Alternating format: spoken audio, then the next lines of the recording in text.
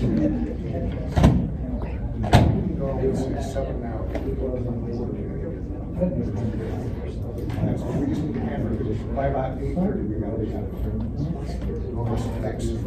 right, thank you. This is Dan Smith, everyone.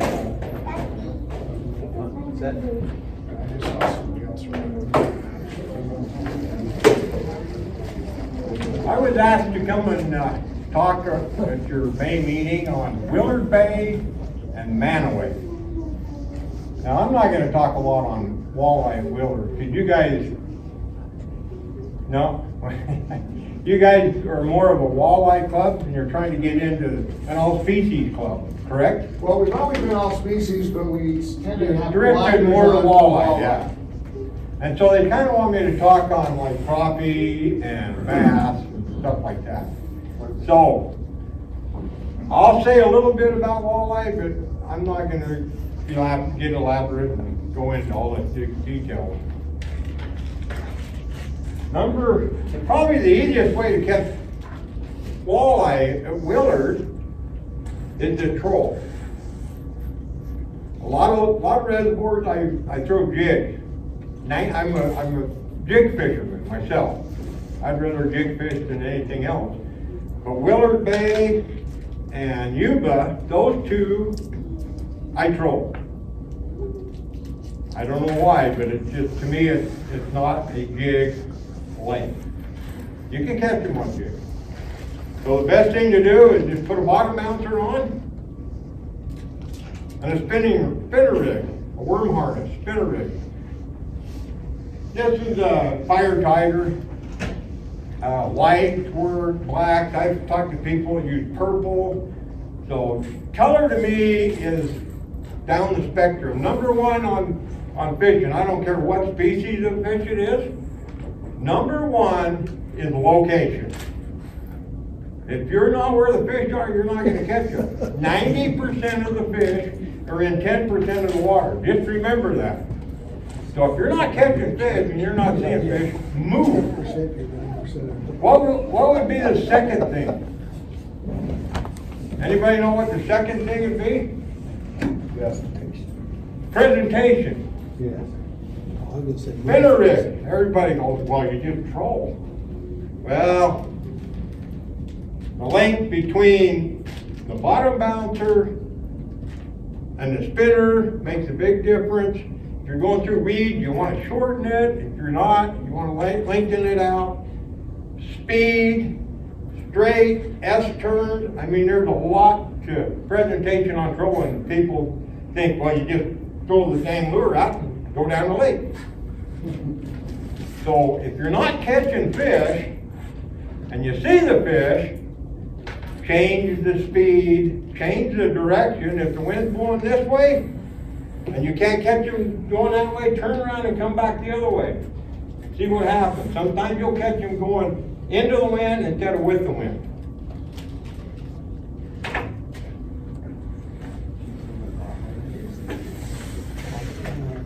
The other thing is crankbait. This is a shad wrap. This probably, I'll bet you more fish have been caught on a shad wrap, more walleye than any other lure made. Keith Caballas and Gary Parson used to work for Rapala, helping them design their lures, so they quit and went to work for Berkeley. So they came out with the flicker minnow and the flicker shad. Now you notice these are clear, because I'm not going to promote color. Color changes. Everybody has their favorite color. This color works better than this color. You ask another guy, oh no, this color works better than this color. Probably one of the best walleye fishermen in the state of Utah has won the Walleye Classic, him and his partner, about 3 times now, I think. Jerry Schleif. Does anybody know Jerry Schleif? He's colorblind. You go with him and he goes, what color is that? You have to tell him what color it is. All he sees is shades. He finds the fish and he presents the lure to him correctly, he catches it. Dark colored and light colored. Dan, how do you get your crankbaits down deep enough? Okay, that was the next thing I was gonna do here. If you can't get it down, these will go, have got, how deep they'll go. This one will go 13 feet. Now when they do this, when they give you that 13 feet, that's on 10-pound test monofilament line. That's how they rate them all. You know, if you put 6-pound in, 6-pound test line is gonna go deeper because it has less resistance in the water, so it'll go deeper. 20-pound test will go shallower. You can change the depth by the line size. That's one way of doing it. Now, you don't want to take a Lucky Craft, $15 Lucky Craft, and troll it on 4-pound test line with wipers, because you'll just be feeding them and you'll be throwing money away. So there's another way. Snap weights. Has anybody ever used snap weights? Or sliders? That's one way of doing it. So what you do, I brought some rods just to show you. You get a rod with a reel with a line counter. So you let your lure out 25 feet, 30 feet. It varies. You got to figure out where the fish are going to be and how far out to let it, and how far between the weight and the lure. But I usually go 30 feet, 20, 30 feet. Go out, then you take this snap weight.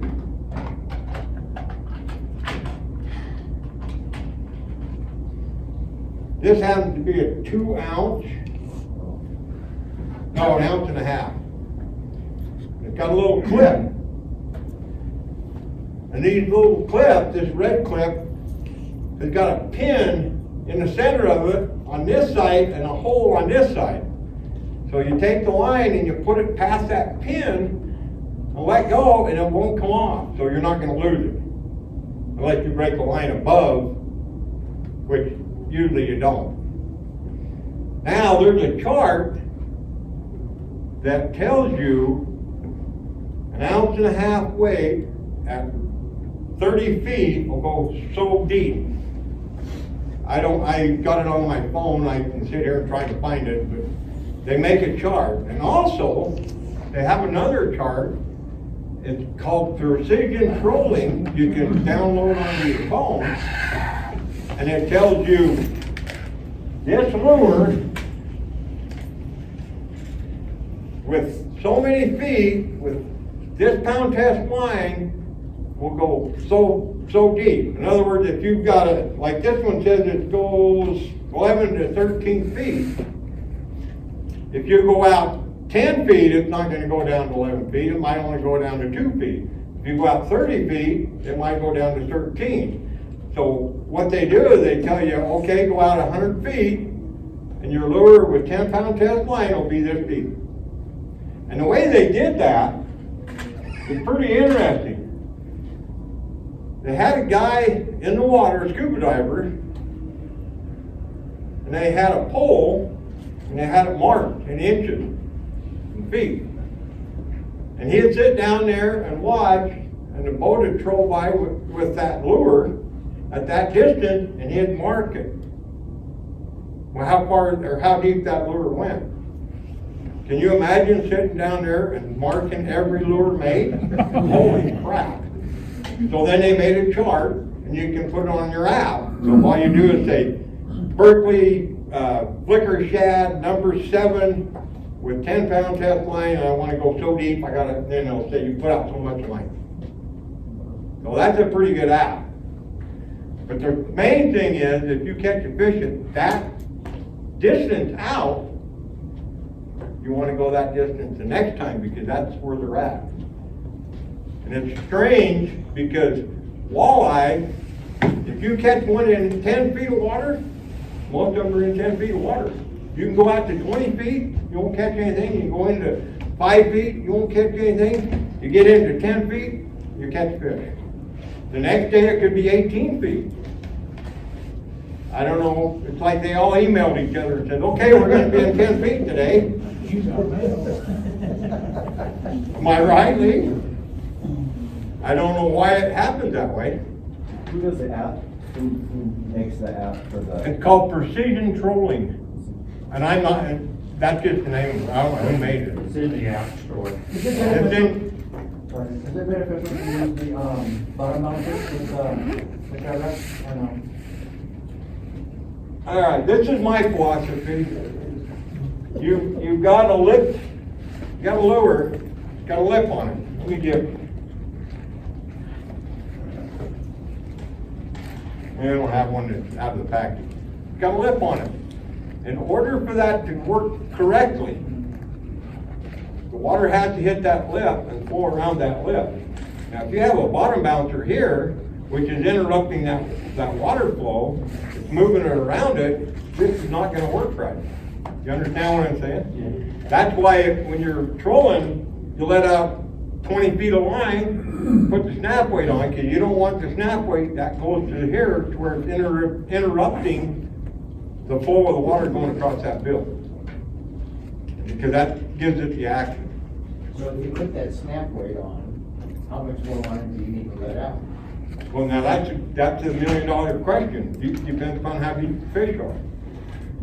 So if, let's say the fish are at 30 feet, or 20, let's say 20 feet, this only goes out 12 feet. So now you gotta go down another 7 feet, right? Or 8 feet. So you put out 20 feet, put the snap weight on, and then that chart will tell you, okay, you gotta go out another 20 feet to get down to that depth. So, That's at 1 mile an hour, right? Because your speed will make a difference. right, and that too, at a certain speed. Same with your bottom bouncer. Sometimes you wanna go fast, sometimes you wanna go slow. And that all depends upon the activity of the fish. Tom Pettingale used to troll at Willard Bay at 4.2 miles an hour. That was like skiing. He'd leave it awake and he'd knock the heck out of walleyes. But that was when they were real active. Okay, now bass, largemouth bass. Now you got me listed. Largemouth bass, probably my #1 lure for a largemouth bass. That little lipless crankbait at Willard Bay. I caught more largemouth on that little lipless crankbait than anything else. You throw it out, it sinks to the bottom. Doesn't float. When you pull it in, it pulls like this. It looks like a little shad. It's got rattles. Can you hear them? Makes noise. Well, Willard sometimes isn't the clearest lake in the world, so that helps. This one happens to be a Lucky Craft chartreuse shad, LV100. I won't go to Willard Bay without that lure. That's me. This is my confidence lure. The next guy will go with a ripping wrap, silver and blue. Everybody says, oh, that's a great one. I catch more fish on that than I do with this. And the only reason, because I got more confidence in it. If you don't have confidence in a lure, you're only gonna throw it or troll with it for 5 or 10 minutes, then you're gonna go back to one you caught and you have confidence in. So if you have confidence in a lure, that's the one you wanna use. The second one I would use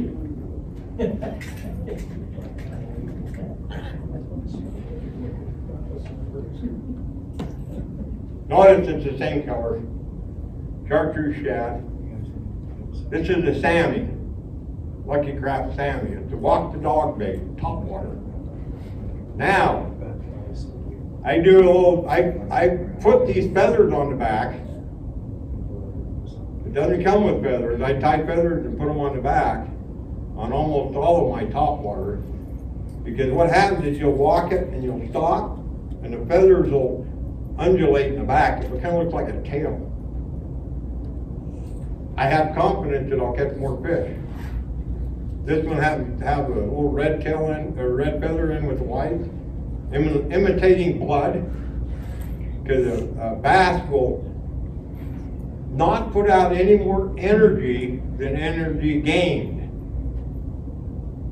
So what that means is he's not going to chase something a long ways and eat it because he's not going to get enough energy back in the protein that he exerted to get the fish or to get the minnow.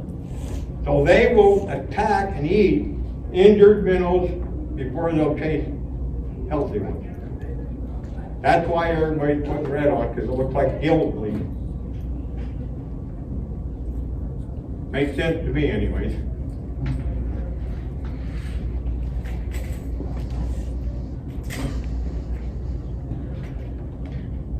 You're just putting marabou there. What's that? You're just putting marabou. You can, but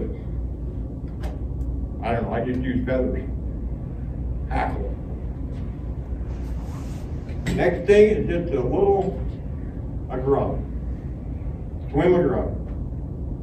That'll catch wipers, that'll catch largemouth, and that'll catch walleye, that'll catch. If you go to a smaller one,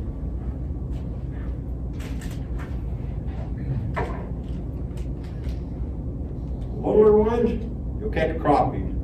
Black and chartreuse tail is a good one for crappies. Okay. Well, let's do one more.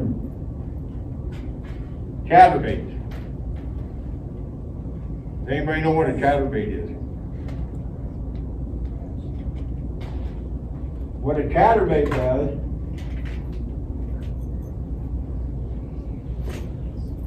got a blade on the front. Instead of like a spinnerbait has an arm. The blade's up here. This rattles back and forth when it's going, it swings it back and forth and makes a lot of racket coming through the water. And it attracts the bass. I've caught a lot of fish on that one right there. Is it better to dump it off the bottom or just put it? No, just throw it out there and reel it for them. You can let it sink, to whatever depth and then reel it. I've taken and tossed it But that's towards. Mantua. That's my Mantua spinner or chatterbait right there. Comes off that rock. Put a little With a twin bait on the back of it with a boot tail. half foot. You can put a grub behind it too. You can put a lot of different things behind it. Twin tails, I've used twin tails with chatterbaits. Crappie. We're gonna go back to the same thing. We're gonna take a little grub, single tail grub, put it on a 16th ounce head. I didn't bring any, but flip bobber, 4 feet.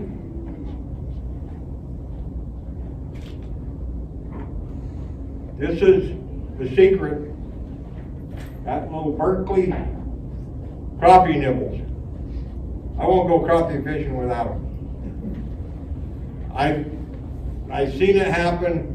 This guy's not using it. This guy is. This guy isn't using it, catching all the fish. This guy can't catch crap. That tells me they work. Work with French too. They what? Work with French too. Oh yeah. What color? Green. It's called crappie nibbles. Oh, it's Berkeley crappie nibbles, yeah. Chartreuse. That's all you need. The other thing I use for crappie is a marabou jig. Just a little 16th ounce marabou jig or a little hair jig.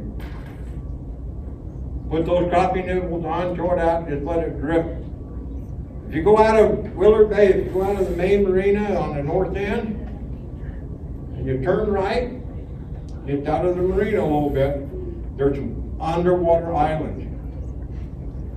Go up on those islands and with a slip bobber, that little grub, and a crappie nibble, and start hitting them little islands.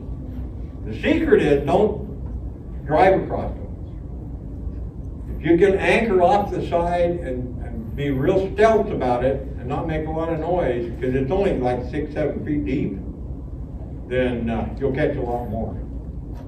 I've also caught them, you go around where that sandy beach is, where they have the ski or the jet skis rental, just out on that sandy beach. Don't ask me what they're doing out there, but I'll take 2 grubs, the Fire Tiger 2-inch Berkeley grubs on 16-ounce jig heads, and I'll tie them in tandem. Just throw them out there and reel them slow. We whacked them one day doing that. Then if you want to catch bass, you'll go over a little bit farther north, over into those bushes and that, and throw spinners or chatterbaits, lipless crankbaits, and grubs. And then the other thing is along that north dike, go along that north dike and throw the same thing. Chatterbaits, lipless crankbaits, top water. We was up there fishing wipers one night, me and Mike Holmes from Mike's Custom Jewelry. He couldn't work a dang topwater to save his butt, but he caught a 4-pound smallmouth on it. It's like, how the heck did you do that? That was out my life. So, they'll be anywhere on that lake. But I would look for weed. Bass like weed, largemouth like weed, smallmouth like rocks, largemouth like weed. So up where the South Marina, up by the South Marina in that little channel under that point where the weeds are, that's a good place for largemouth. Same just out in north from the North Marina, that's a good place for largemouth. Smallmouths are going to be anywhere on the dike because they like rocks. Wipers. I love wipers. If you want to have fun, go catch wipers. To me, wipers is the hardest fighting fish per pound than any other freshwater fish. You almost have to slow down to get them. So, what I like to do is just go fishing. I'll start somewhere. I usually start in Freeway Bay. Does everybody know where Freeway Bay is at? Got the map there if you want to point it out. Oh.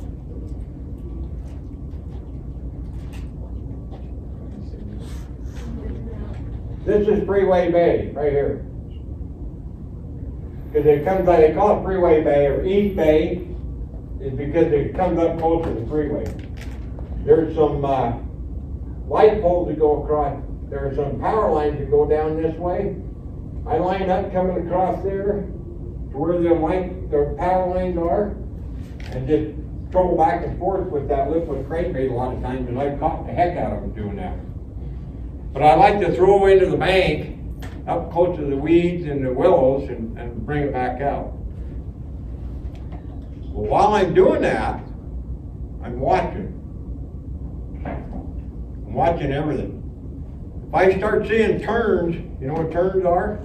The birds, they start pounding the water, head there. Because what's happening is the wipers are pushing the shad to the top and boiling it, and the terns are coming down and getting the shad. So that tells you that the wipers are there. Now, don't just go barreling up there and go into the middle of them, you'll put them all down. So what you do is when you're going, you watch. If they're moving this way, park over here and let them come to you. You know, if they're moving that way, you do just the opposite. Don't run into them because they'll put them all down. You an anchor or just walk your electric motor?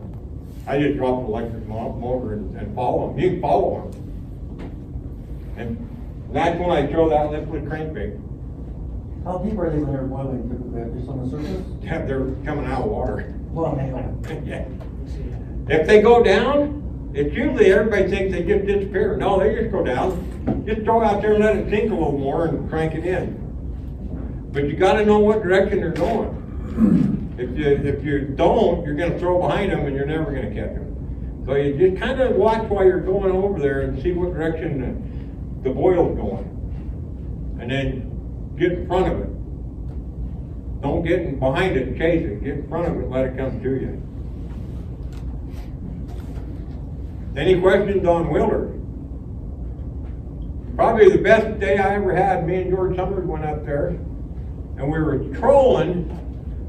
We started at an island and trolled down the center of the lake with flicker shads and shad wraps.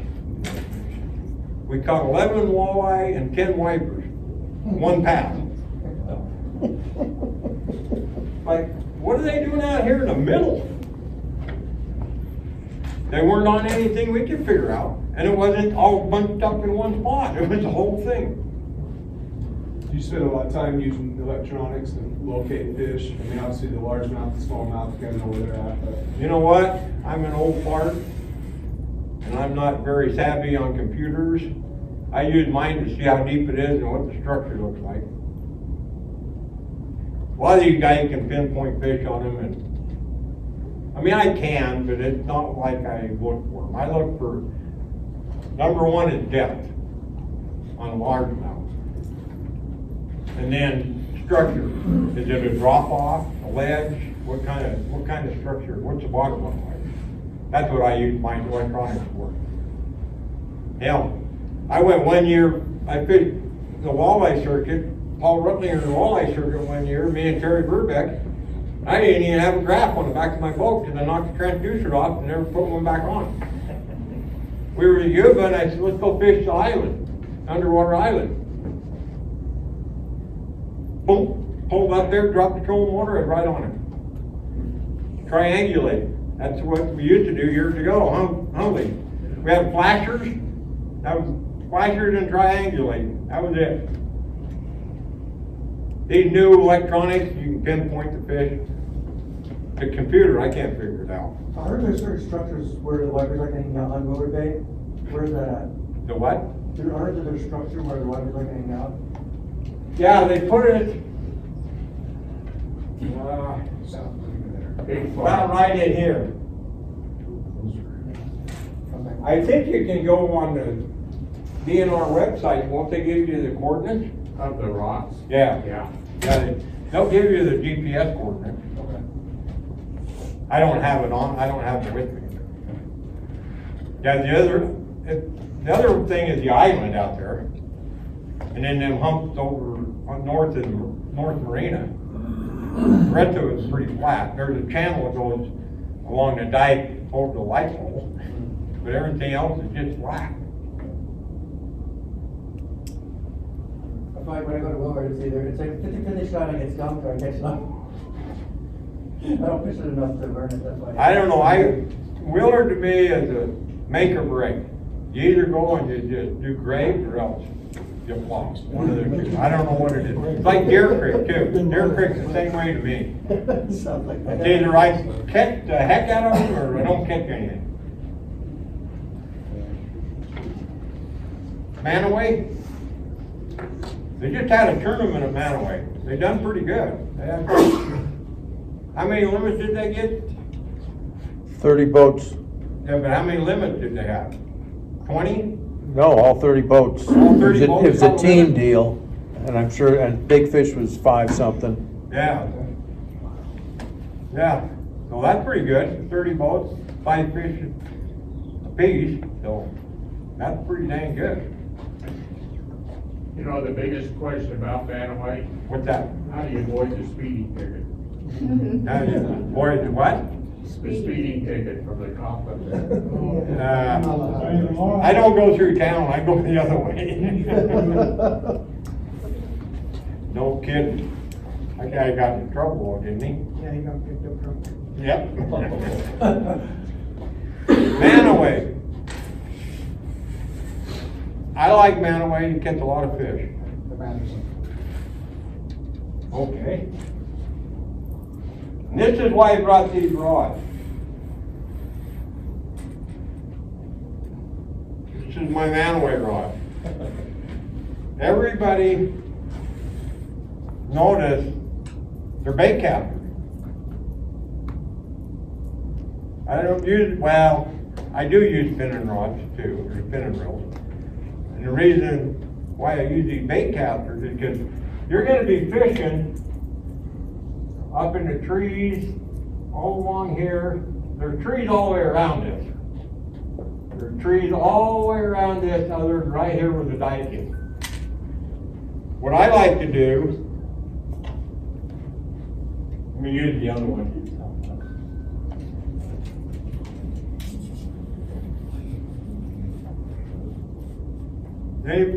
But see how stiff that rod is?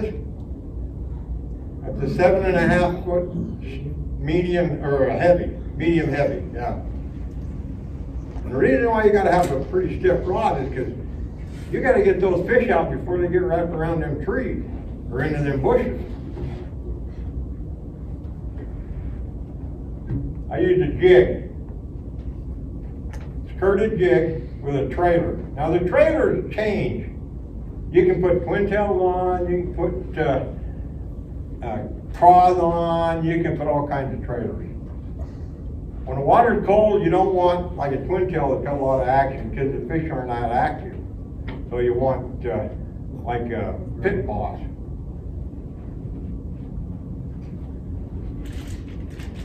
I'll pass that one around. Now, I'm only going to be from here to that wall, so I can't cast overhand. That's how I cast. Pick. Very many people picked before. So what you want to do is there's a tree right there. Them fish are going to be right next to that trunk of that tree. So you don't want to cast down here, you don't want to cast right there, you want to cast right by that tree. Well, that water by that tree is only 6 inches deep. They're laying right there in 6 inches. Well, you don't want to throw a bomb cast over there and splash, that fish will be gone.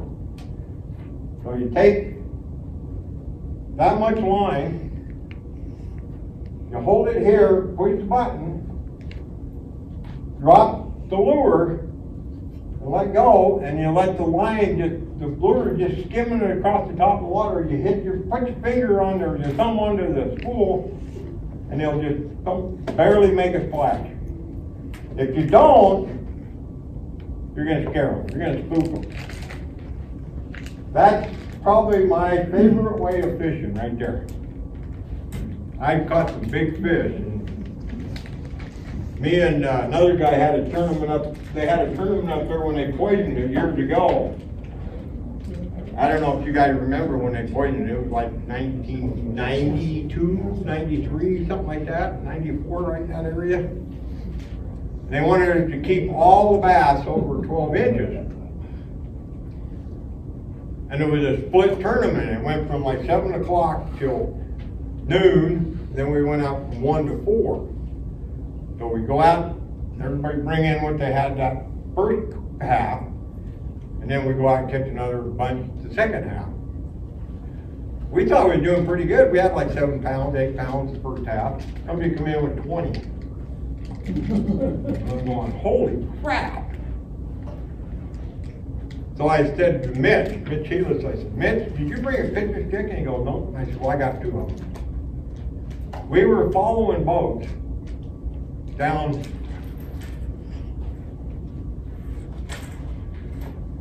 that bank right there. There's a bunch of trees. People probably, you guys who go up there ice fishing, probably roll over here and walk down into the trees and go out on ice. Go out into here. Well, actually out into here. We were following 2 boats. They were pitching to the first set of trees. I was pitching 3 trees in. That much water. I think I broke off 6 fish that second half. They were over 4 pounds. But we come in with 39 pounds the second half, come in third place. Pitching a jig in there. That's all we were doing. The other thing,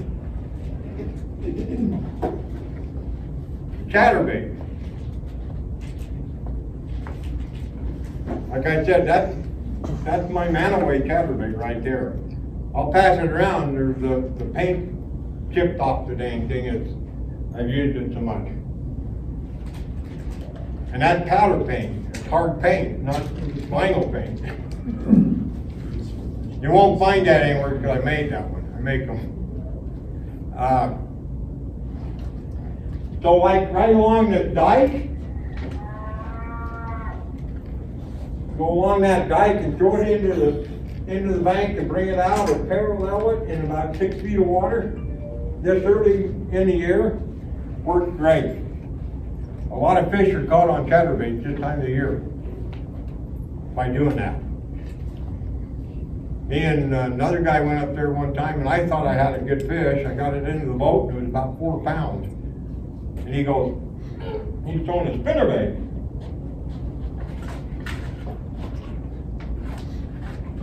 Spinnerbait's another one. Kind of like a chatterbait, you slow roll it. Put a grub on the hook, so you got, or you can put a boot tail swim bait on it, and you crank that real slow and just roll it across just above the bottom in 6-7 feet of water. That's another good thing to do. But anyways, so I'm thinking, hey, I got a good fish here. Pulled one in 6 1/4 on a spinnerbait. So we got a 4 and a 6 1/4 right there. There's some cattails right there. You're right on the end of that cattail. What do you feel is more efficient, chatterbait or spinnerbait, or just depends? Depends. I use it both. I just use them both. Now, Is there one spinnerbait that you like better than another? what was that? Is there one spinnerbait you like better than another? The one that I'm catching the fish on. Hey, it changes. It makes so many different. You know what? I'm going back to the same thing. If you got confidence in something, you're gonna use it, you're gonna catch more fish. Lighter weight or more weight, or is there a weight preference you prefer? I like 1/2 ounce because you can do, it's more versatile. You can throw it out, let it go deeper and slow roll it across the bottom. You can throw it out, start cranking right now and bring it just so it's waking across the top. There's a lot of versatility on a 1/2 ounce. Where a 1/4 ounce, it's kind of hard to get it down. 3/8, but a 1/2 ounce you can get it down. Really makes it go like this. What about styles of blades? Well, or. If I'm in clear water, I like double willow leaves. If I'm in murky water, I like Colorado blades. Because Colorado blades will put out more vibration. A willow leaf puts out more flash. And you think, well, you want flash in dirty water, but you don't. You want vibration. Because the fish will detect the sound by its lateral line, and that's vibration more than sight. So that's why you want Colorados in muddy water. Yeah, Dan, with, you're probably gonna talk about this, but with a colder than usual spring, I know Jordanelle was everywhere from 46 to 51. Could you talk water temp, smallies and largies just a little bit? Oh, okay. So the largemouth, to me, largemouth are easier to catch in the colder water, but you have to slow down. I mean, I've caught a lot of largemouth through the ice. I've never caught a smallmouth through the ice. I don't know if it's me, but I don't hear many people catching them through the ice. But largemouth I catch through the ice. the smallmouth are a cold water fish, but for some reason, their metabolism goes down and they don't want to play. So, once that water temperature hits about 50, 55 degrees, you can start catching them. That's when I like throwing jigs, I like throwing stuff that's more vertical than horizontal. Do you understand what I'm saying? So like a jig or a grub that you can yo-yo, something like that. I like in the colder weather. Once it warms up into about 60, when it gets into the 60s, then you can really throw like crankbaits and lipless crankbaits and spinnerbaits, horizontal baits. The largemouth will spawn at about 62 to 65 degrees, and the smallmouth are almost about the same. The smallmouth maybe a little before the largemouth. I've been to Lake Powell and they've both been on beds, so I'm thinking they're about the same. Once they get off of the bed, once they spawn, the females will go out and just suspend, and the males will guard the fry. So the males are pretty vulnerable. You can go in and catch them, but just put them back, you know. The females, that's when jerkbaits come in. I like throwing jerkbaits after the spawn, because you can throw it out there and jerk it down, and like here's the bass, you can jerk it in and just pause it right in front of them, and they can't resist it. It's just like a woman that has a baby. There's a couple of you in here. Once you have a baby, you don't want to get up and run around. You want to relax and recuperate. Well, that's the same with the female bass, you know. That's the hen. Be careful. I mean, yeah. I mean, You're in the doghouse tonight. that's true. They go out there and recuperate. So they just go out and suspend. Did that answer your question? Yeah. Bluegill. There's bluegill and manaway. Probably the number one way of catching bluegill is just put a jig head and a little piece of night crawler on a jig head and a bobber and throw it out there. You'll catch them. I mean, I don't know about you. Do you guys even fish for bluegill? Yeah, they eat it. But I mean, in your tournaments and that, you don't. Perch are the same way. You know, you could catch them with a jig head and a night crawler. Of course, that's my favorite lure for most stuff, jig head and night crawler. I can catch pretty much anything on a jig head and a night crawler. But in tournaments, bass tournaments, you can't use night crawler, so. Any questions? How do you deal with manaway when the moss gets real bad, or do you not deal with it, or fish top water? Or? Frogs, yeah, topwater frogs. Most of the time you can still fish a little bit in the trees, because they won't grow in the trees. You know, so you can still pitch jigs into the trees.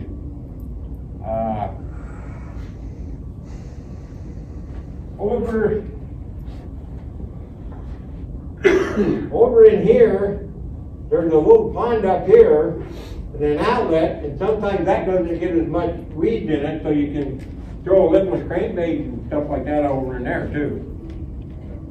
But I know what you mean, it gets pretty matted up. Go somewhere else. Go to Hiram.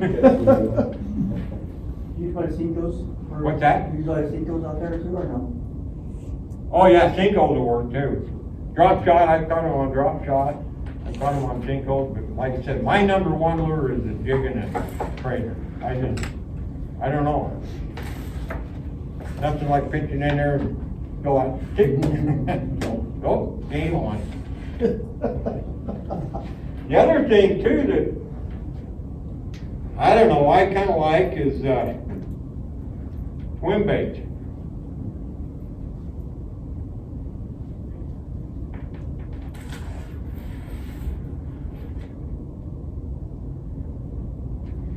caught a lot of fish on swim baits. I'll tell a story about me and Mike. We were up at Starvation. Mike says, well, how do you fish a swim bait, didn't you? Yep, they had just come out, or being popular 10, 15 years ago, whatever we went, yeah. Yeah. He said, how do you throw a swim bait? Pick the swim bait up, threw it out there, and you crank it just fast enough that the tail moves, and when you're cranking it, if you get a little bow in your line, that's about right. If you pull it to where there's no bow in the line, you're cranking it too fast. I mean, it's just about this fast. First cast, I think it was the first cast. Yep. 6.5 pounders. Walleye. Swim baits will catch anything. I'm probably gonna get in trouble on this one because a guy got mad at me because I put it on Facebook that we went up and caught fish up on the Bear River. I mean, a lot of people know about it. Probably half the people in here know about Bear River. That's number 1 on Bear River right there. 14-pound walleye. Wasn't me, I didn't catch it. Any other questions?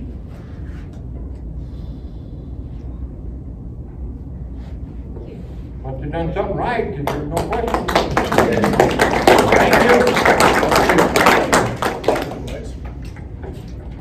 Thanks, Dan. We have the Shields fishing manager. I neglected to give you a bullet item on the agenda, but you're right after Dan. He's going to show us some things that Shields offers that might come in handy for fishing these lakes. Thanks. Awesome. My name is Pat, I'm the fishing manager here.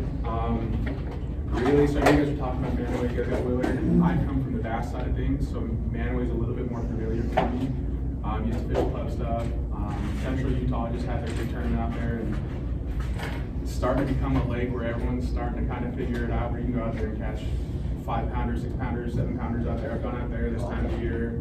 Actually, 3 Mother's Day and caught a 6.5 out there. So it's a lake that not many people know about, but it's something worth, I guess, investing some time into, in my opinion. As far as baits, Dan, he already knows, he's kind of explained most of it. I can get real meticulous down to thousands of wire to throw in a spinnerbait if you guys want to, but just really simple stuff. Right now, the spawn water temps are pushing 52 to 55. Like Dan was saying, they're right at 60, 62, 65 is right when they're going to start spawning out there. Me personally, if you want to go out there, you're pre-spawn fishing, so a lot of the males are pushing up, so that's predominantly at that turn. That's what everyone's catching, are all those males. So you're getting those 1s, 2s, potentially 3s. A couple of them were the big females at 5.7, I think was their big fish that day. But I would personally, if it was me, I'd take full advantage of catching those females right now. Like Dan was saying, they're starting to push up, so those males are pushing up shallow, 6 inches of water really shallow, and they're starting to fan out and start making their own beds. Where the females are going to start waiting a little bit longer right now until they start pushing back in. So they're going to be suspended. Usually for me, I like to just go out there straight to the females. We can go out there. In about a month, I'll just start flipping and pitching like Dan was talking about. But pretty much right here, that little point right out here, sticks back in here. Both sides are really good. I tend to fish more on this whole section right here. But really the baits that I throw out there, if I'm just going to go out, is what you want to do is the way I fish, I like to throw search baits. I want to just go, find my fish. Once you find the fish, you're all going to kind of gravitate towards each other. Your spawning beds are right around the same area, same depth and everything. And so I just want to throw baits that I can move fairly quick, but still be somewhat meticulous with. First one that I like to throw is the Lucky Craft Pointer, the Mega Bass Fishing 110. Both jerk baits are stellar. But something like this, you can jerk it real quick back to the boat, or you can go out and be pretty meticulous. You can go kind of divvy out the cadence on what you guys like, and you can mess around with how long you let that bait sit there. I've gone out there, we'll go 1, 2, 3, and I'll let it sit for 30 seconds. By the time I go back for my third twitch, there already a fish on the very end. So colder waters, doing a fish a little bit colder, or a little bit slower. But those baits come to mind, chartreuse shad, and then the Tennessee shad, in my opinion, are kind of gonna be your best bets. When you go out into that east side right there, that's usually the wind kicks that east side, so you start getting a bunch of dirt kicks up, the dirt starts to kick up in there. So see a fine line where that dirt comes in to where the clear water is, fish that line. Those bass are gonna sit right at that dirt right there, and they're gonna wait for all those fish to come through that clear section and they'll ambush them. So like that'd be my first one. Second one of my favorites is when they do the next 2-3 weeks start pushing shallow to start spawning. You can't beat a chatterbait or a spinnerbait.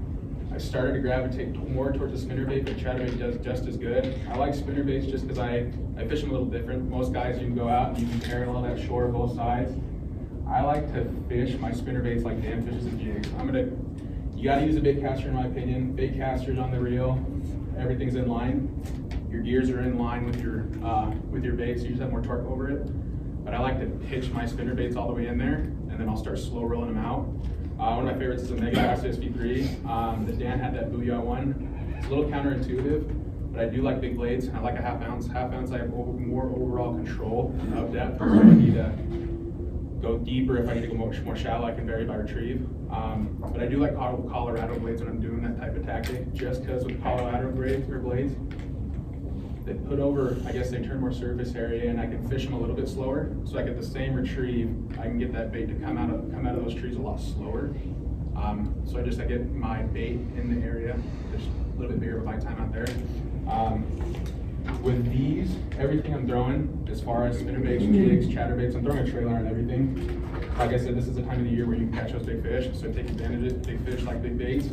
So I'll throw just a smaller swim bait. Anything past the 3.8 tends to foul up on that back hook. So for chatterbaits, spinnerbaits, so 3.8 Kitech, we have a Shields one. Shields ones are alright, they're not that great. The Kitech's the ones to get in my opinion. And then as far as chatterbaits are a really good one just because they kick up a lot of water. But if you start getting in the later months, like you guys are talking about summer at Mantua, you get all that junk that comes up, all that moss. Where you can go is you can fish those lines. Like Dan was saying, with that blade on the very top, it's gonna move side to side, and so what that'll do is it's gonna start cutting up all that moss, cutting up all that grass and everything like that. So you can get a bait where you usually think you can't in there. I'll always pair them with a Zako, Youngwood Zakos. There's a bunch of different ones, but I like the Zako personally. I guess last bait, can't go wrong with is a kitchen jig. Striking ones, you get out of a brand called Dirty Jigs, which is my favorite in here in about the next 3-4 weeks. 3/8 a quarter from flipping the jig. I like that slower follow rate when I'm pitching up to all the wind and stuff like that. That way the fish just has a little bit longer time to see that bait hit, versus a half ounce it goes and it just drops. They don't see anything. Same thing Dan was touching on. I don't like a whole lot of action right now. Cold water, the more lethargic the fish are gonna be.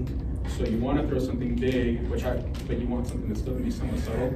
I like the reaction innovation sweet beaters, because you can get a big profile. You can cut down the back end of it as much as you want to however big you want, but the claws aren't hinged at the very end where they're just gonna start kicking up like some of the Guggen Squat stuff, the striking range tail stuff.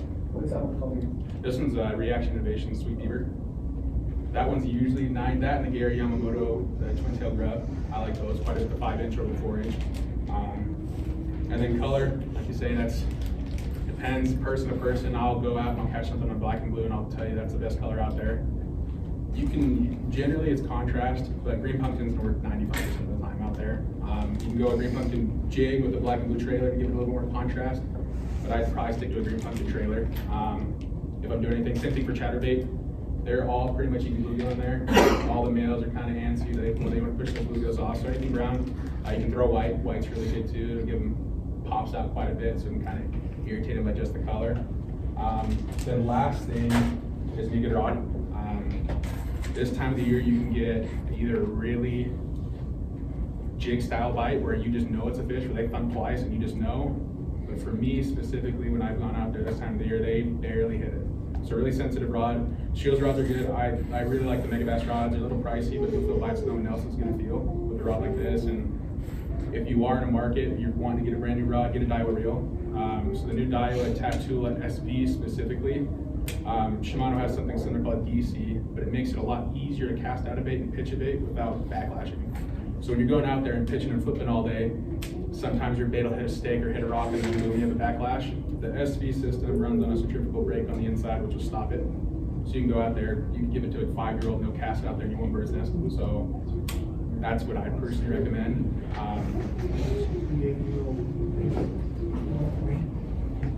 When my little brother was younger, I had one of the first generations, one of these, and he was 3 years old, and I'm dumb, but he's dumb. And man, he bombed it out there, hit everything, and didn't have a backlash on there. So the Daiwas are a little pricey, they're right around $200. But if you want something that's just gonna last you first off, and second off, just kind of get the ease away of backlashing with a bait caster, those Tattulas are the real deal in my opinion. What's that model again? For the reel, so it's a Daiwa Tattula SV. If you're gonna buy a bait caster, don't buy a cheap one. The cheap one, you'll have problems. If you're gonna get one, get a good one. The thing with that, what he's saying is when you get to the cheaper bait casters, the spools, you're relying on that spool to turn evenly, kind of like going out and get a pair of tires, you need to make sure everything's level, everything's set up right, so spools aren't symmetrical, essentially, and so you get the guys that hate bait casters. 95% of people that come in and tell me they hate bait casters, when I'm recommending a bait caster, they start out with a cheap reel. So always, my personal reference is around $80 and above is what I spend on a reel. It's usually counterintuitive to go with a more expensive reel than rod, but in a big casting sense, if it's your first setup, go with more expensive on a reel. You can always upgrade the rod down the way, but it's a little easier learning process with a more expensive reel. But other than that, that's my gist manually, I guess. Any questions? For me, so if I'm fishing Mantua specifically, almost 95% of my rods are a braid to a leader. But at Mantua, you're fishing just brush, you're fishing trees and everything like that. The only downside to running a braid line in there is when you pitch it into that, and just say you hit a stick, that braid now acts like a saw.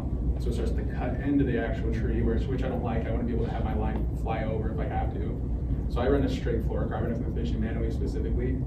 This time of the year, they can get fairly finicky. The lighter the line, the more natural your bait's gonna look. Like you guys all know, if you get some downsides before out there, for walleye specifically, say, you go out there an 8 or a 10 and then you drop down to an 8, you'll catch more fish on that 8. This time of the year, like at 12, most guys will tell you 15, but the same rate of 12 will break, and 15 will break. Then later in the season, once it starts to get pretty dry, I run the Sunline 17-pound test fluorocarbon is what I prefer. Anything else? Perfect. Hey, can I say one more thing? Absolutely. He got on to the bait cap. You guys know what the main difference is in a bait casting reel and a spinning reel? Yeah, I can do the spin cap, I can't do bait. All right, that's because you don't know the function of it. Okay, this is where 99% of the people make a mistake. A spinning reel, when you throw a spinning reel, the lure pulls the line off. When the lure slows down, the line slows down. Okay? A bait caster pushes this, releases the spool. When you cast, that starts the spool to turn. The lure has to keep up with the line coming off. If it doesn't, you get backlash.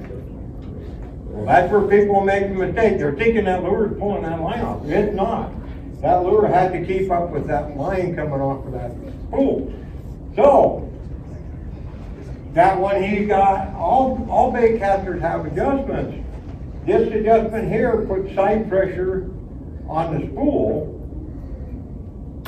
And then most of them have magnetic brakes that fine tunes it.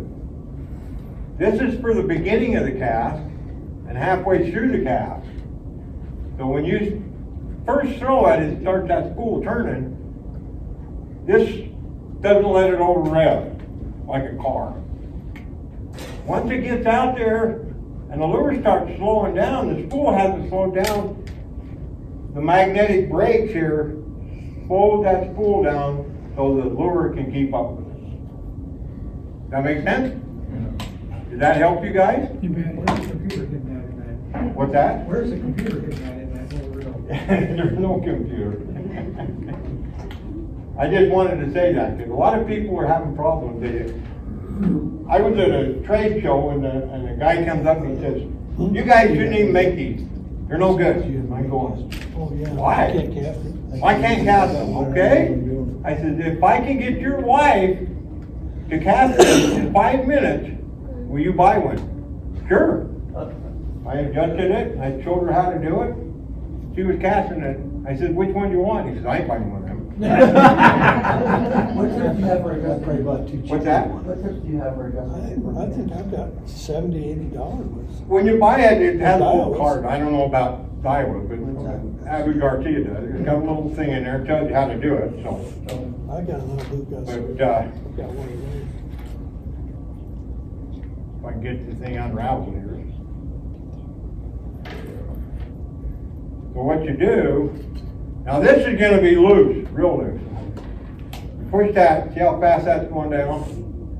If I wouldn't have put my thumb on it, that's the other thing. If you hit something, that's number one when you're throwing a bait caster. You better be having your thumb on it. If the wind blows, you better touch it. Anyway, so that's way too fast for casting overhand. This was for pitching. So what you do is you tighten this side plate, which pushes on the spool, you tighten that down. Okay, see I just pushed it, see how slow it's going down? So when it hits, it doesn't backlash. I can run it a little bit. See, that one rolled a little bit. See how it rolls? About 2 turns. That's how you start. But I could have casted it the way it was. I only ask because I have one, I've been trying to practice with it, and I haven't changed the backlash yet, if I don't use something heavy. So I'm missing out. That's it, okay, that's the other thing, I forgot to tell you that. These are made for heavy line, big line, heavy lures. I can throw 8-pound test on it, but most people can't. I would suggest not going under 10-pound test line and not going under 1/4 of an ounce. Like an 1/8 ounce, you're gonna have nothing but trouble. What if you have braid on it, what would you recommend? 25? 30 pound, I think this is 30-pound braid. Yeah, this is 30-pound braid. Braid's a little different. Mike? Yeah, as long as you're talking about braid, do you ever, like at Mantua, ever go straight braid to your jig if you're flipping? I do. Or do you go braid to floral and whatnot do you use? That one over there is straight braid. No, I don't think it matters on that. I really don't, unless you're fishing a little deeper, because it's a reaction hit. When you pitch right next to a rock or right next to a tree, and it comes down in front of their face and boom, they're not going, oh, that got braid on it or that got fork on it. No, boom, they got it. I mean, it's that quick too. You just use a standard fisherman's knot on it? Or the standard fisherman's knot on the braid to Oh yeah. If you're doing like a trilene knot, if you're doing 6 wraps, do 8. Do a few more wraps because it's real slick. A Palomar knot is probably the best one. It doesn't slip. Okay? Did that help anybody? Yeah. And practice. We have a hand for both the speakers. Okay, we're gonna run over a little club business. So we'll turn a few minutes to Dell for the financial bank account report.